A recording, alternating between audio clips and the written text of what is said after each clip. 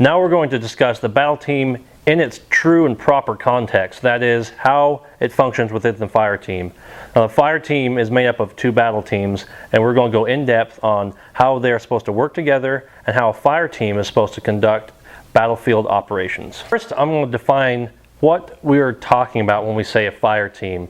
There's a lot of different concepts floating around, and most of them, are right around the bullseye of what the true definition of a fire team is. For our purposes, a fire team is any unit of soldiers, anywhere from 3 to 6, who are operating together in close proximity with unified tactics to achieve a combat objective. Now, ideally, and for our training purposes as well, when we refer to a fire team, we are referring to a unit of 4 soldiers, each one with a specific role, working together to accomplish the objective. Now, when a fire team's on patrol, you will break up into your 2 battle teams. Now, it's important that everyone in the fire team maintains communication with the other members, especially the fire team leader. Now, the fire team leader is the individual in the fire team who understands what the mission objective is and is responsible for executing operations to achieve that objective. It's important during a fire team movement that all personnel maintain the ability to communicate with this individual, the fire team leader. This will ensure that everyone stays on mission, going the right direction, and they're expecting to do the right thing at the right time. When the team leader deploys his men to the field within his fire team, there's different formations that are appropriate for different situations. Now, when we say formation, we just mean a configuration of your soldiers relative to one another. For instance, a very common one is a line formation, where the soldiers are essentially parallel and moving in the same direction as the team leader. Now, since we started with it, we'll discuss the line formation a little bit further. The line formation is good for a couple different reasons, and it's very applicable in a few different situations. One of the reasons it's fairly effective is because it allows you to maintain a good line of communication with the men in your fire team. All you have to do to make sure that you're still in communication range and online in the right spot is simply look to either side, make sure your comrades are still next to you. Another reason this is a fairly good formation to use is if you're advancing on a known enemy or you know the target is in front of you, this formation will allow you to have the maximum number of eyes on the threat. Now, inversely, some of the cons to this formation are it's inherently poor in 360 security. That is, your flanks and to the rear aren't very well protected. So you wouldn't want to use this in a situation where you're expecting an ambush from any side. Another reason that you would use this formation is it allows you to cover a large area of terrain with a minimum number of personnel. That's why this is the preferred method when searching for an object or a person, or having to basically set up a net of security to close in on an adversary without him escaping. The next formation we'll touch upon is called a diamond, or some people refer to it as a clover. Now, diamond formation is good, once again, for different reasons. And you'll find that most of these formations have certain pros and cons, and you have to think of them as tools in a toolbox. Depending on situation, your adversary, and the terrain, you will employ different formations to produce the maximum number of advantages and the minimum number of disadvantages depending on the combat situation. Now, with the diamond formation, generally speaking, your team leader takes point. This allows him to focus on where you're going and allows the other members of the fire team to focus on different vectors of security. In the diamond formation, the team leader faces forward. He's responsible for that vector. Every other member of the fire team faces in a different cardinal direction, cardinal being north, south, east, west. So if I am on the left side of the team leader, I would face to the left and watch for threats in that direction. If I was directly behind the team leader, I would be responsible for rear security. Now, if you have a VIP or a very mission-specific person, this is an excellent formation to use because it gives you a spot directly in the center of the 4 members of the ideal fire team. Now, this person in the center, if he's mission-specific, he might be performing a task such as calling for fire, while the rest of you provide security.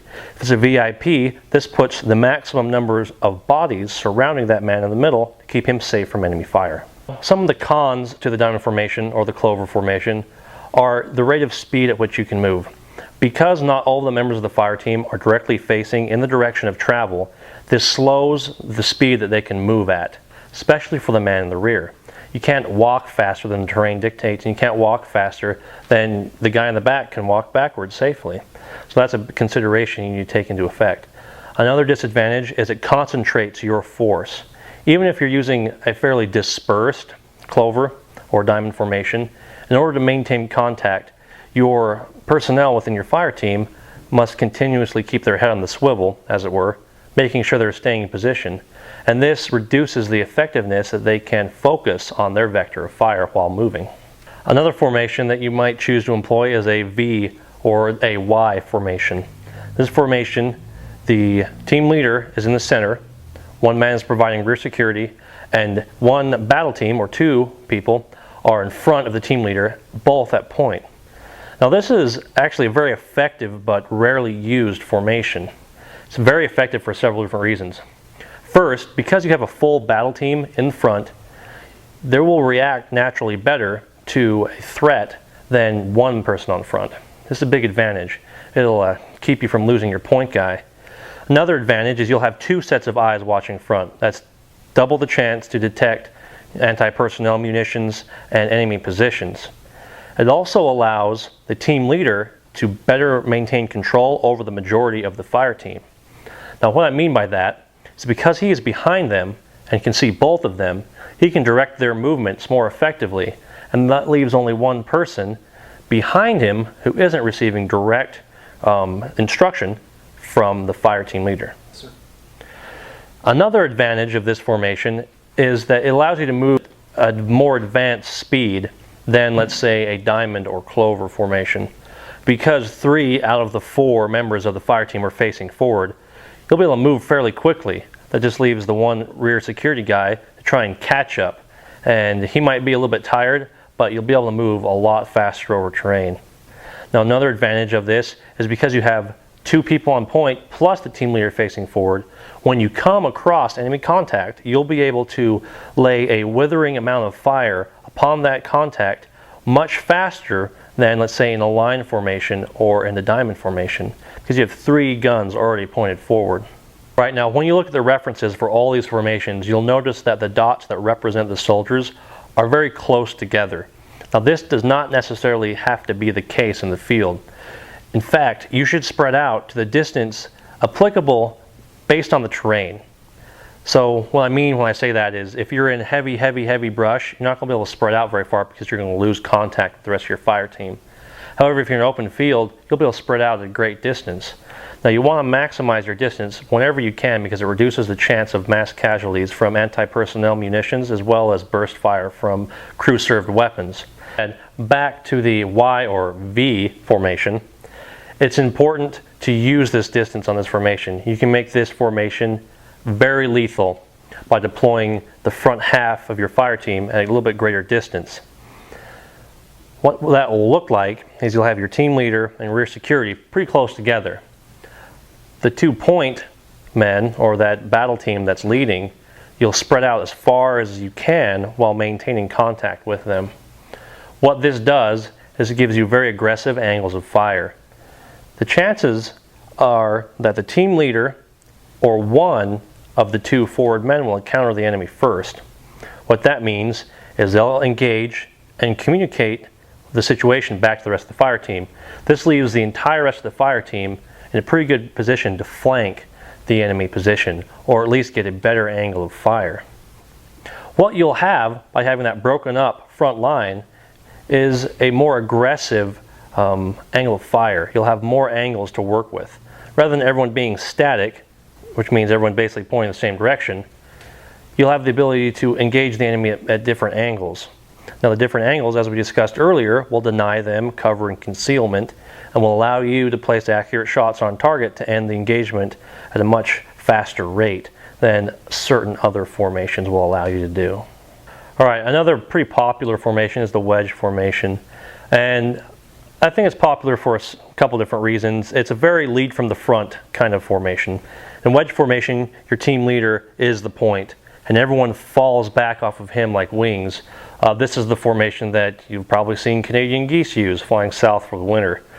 And it's pretty effective for a couple different reasons. One of the advantages is it allows you to move very quickly across terrain while limiting some of the disadvantages of everyone being, let's say, in a line formation. Because you are staggered, that means your entire element won't come in contact with the enemy at once, which will leave the tail ends of your wedge free to move and maneuver on the enemy. And that'll allow you to have a much greater chance of survival when you stumble across, the foe as you're advancing across the battlefield. A wedge formation is similar to a line formation in a couple different areas as well. It allows you to cover a great deal of ground with a minimum number of personnel. It also leaves room to be a very large formation. If in an operation where you're working with indigenous personnel, you can simply tag them to the ends of that wedge and still have a good amount of controllability over them, and you'll be able to use them to kind of fill in the gaps between your higher trained personnel. Now, what that'll enable you to do is cover a massive amount of area with a lot of guns facing forward. So if you're advancing on pretty much a known enemy, like a bunker, or you know that the enemy is hiding in a tree line, a wedge formation allows you to face the maximum number of eyes and guns on that known threat. Now, once again, that being said, the disadvantages will obviously be a lack of rear security and your speed. You'll be moving pretty fast, which means if there are anti-personnel munitions, 2 or 3 of your men might stumble upon them at once, causing a few more casualties to result from that encounter than with a more slow-moving and slower paced formation. Now, with the wedge formation, you can overcome a couple of the critical disadvantages by modifying it very slightly. A pretty easy modification is simply designating a few members of the wedge to provide rear security, like the last 2 guys on each wing or the second to last guys on each wing of the wedge. And that'll definitely fill in the big blind spot directly behind your direction of motion. Another way to really use this wedge to its maximum advantage is to place certain personnel in the wake of the wedge or directly behind the team leader.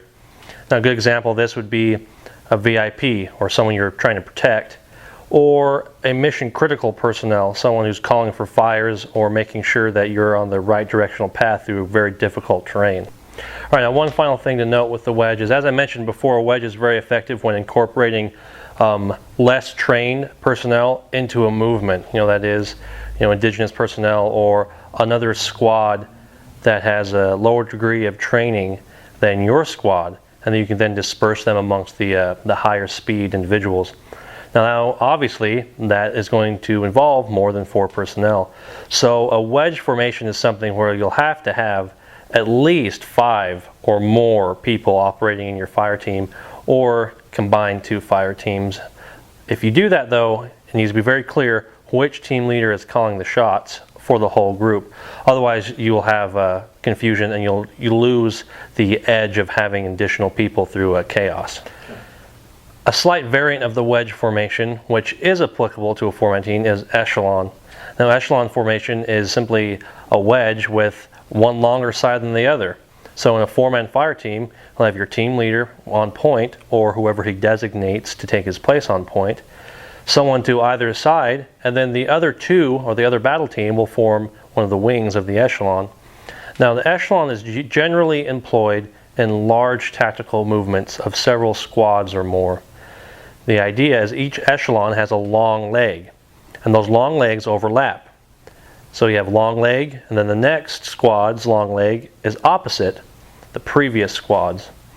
This enables maximum coverage of personnel, maximum speed moving forward, but it reduces a chance of confusion and confliction of squads, because that break in the different lengths of the legs keeps you from getting mixed up with the rest of the soldiers in the movement.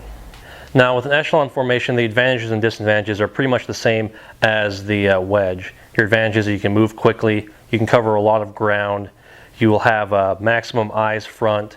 You still have that spare guy off to one side, though, who can help provide dedicated rear security. Now, just on a quick side note, it's important that during any movement that you maintain 360 security. Now, you'll have to do this by keeping your head on a swivel and looking around. However, it's always best if you can have someone whose primary responsibility is that rear security, especially if you're advancing through unknown terrain. All right, the last formation we're going to talk about is a file. Now, file formation has some extreme advantages and some extreme disadvantages. One of the advantages is it's great for low visibility situations. Now, low visibility situation is anything from smoke to fog to darkness and even very, very thick vegetation. Anything that limits your ability to see the other members of your fire team can be considered a low visibility situation. Now, the reason a file formation is great for these situations is because everyone's in a line. All you have to do is basically follow the leader. You won't get lost and you can move fairly quickly. Basically, you can move as fast as everyone can march in the same direction, following the guy in front of him. All right, now, as I've hinted at, the way a file formation looks like is basically everyone is in a straight line and you're following the leader. So usually the team leader will designate a point man because he needs to be expendable. Now, this is something that team leaders just have to come to grips with. So it's very important that the team leader doesn't take point on rapidly proceeding or rapidly advancing formations such as a file. Now, after the team leader designates his point man in the file formation, the rest of the fire team simply falls in line behind that point man.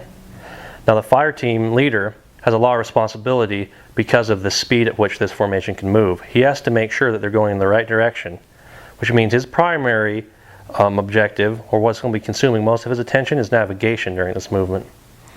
The rest of the people behind him, the rest of the fire team, is basically going to be trying to keep up with the team leader, who's trying to keep up with the point guy. So that being said, you can just imagine how greatly reduced the 360 security is going to be. And since the last guy on the line is trying to keep up with a very fast moving element, he's not going to have a lot of time to provide rear security either. And that's the biggest disadvantage, is a substantial reduction in security and multiple angles of fire. Now, another disadvantage is that only one part of your element comes into contact with enemy at a time. As I said, that point guy might discover the enemy by walking into an ambush or walking into a minefield. This is also an advantage because you're coming head on, you're hiding the true numbers of your unit. So as your point guy discovers contact, only he has to engage it. That leaves the rest of the file free to move and advance on the enemy from another angle, perhaps using a flanking maneuver or something like that. Now, this has to be very closely controlled to keep this advantage from turning into the disadvantage I mentioned earlier of simply using up your lead guy as a bullet sponge.